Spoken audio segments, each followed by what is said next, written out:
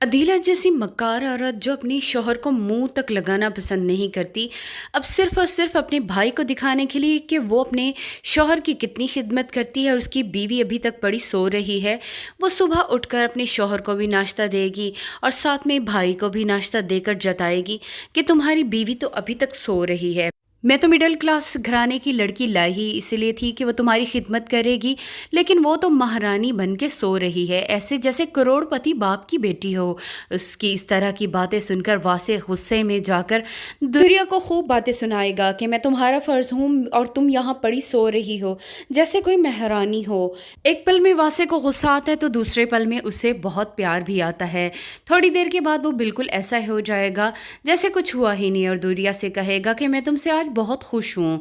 लेकिन उसकी ये खुशी चंद लम्हे की साबित होगी, क्योंकि जैसे ही सनी उनके घर पर आएगा फिर से वासे का मूड बन जाएगा और उन दोनों की बेतकल्लुफ़ी को देखकर वो इतना गुस्से में पागल हो जाएगा कि दूरिया पर हाथ तक उठा बैठेगा।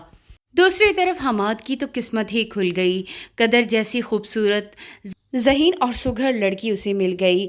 हमाद की तो कोई इज़्ज़त ही नहीं करता था, लेकिन कदर ने आकर उसकी इज़्ज़त करना शुरू कर दी।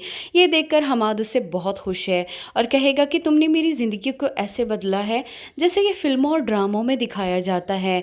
मैं तो खुद को बहुत ही कुछ चीज़ समझने लग गया हूँ। वैसे कि मारपीट के बाद दुरिया अपने वालिद के घर जा पहुँचेगी, लेकिन वहाँ भी वासे उसे लेने पहुँच जाएगा और उसके बाप को भी खूब बातें सुनाएगा। उसका बाप कहेगा कि सनी मेरी बेटी का मुंह बोला भाई है, उसका कज़न है, उसके साथ पलकर जवान हुआ है।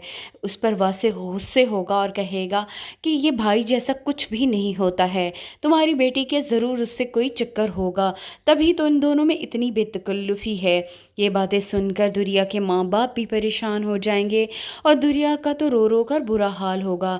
क्या वो वासे के साथ नहीं जाना चाहती? उसे लगता है कि वासे उसे मार डालेगा।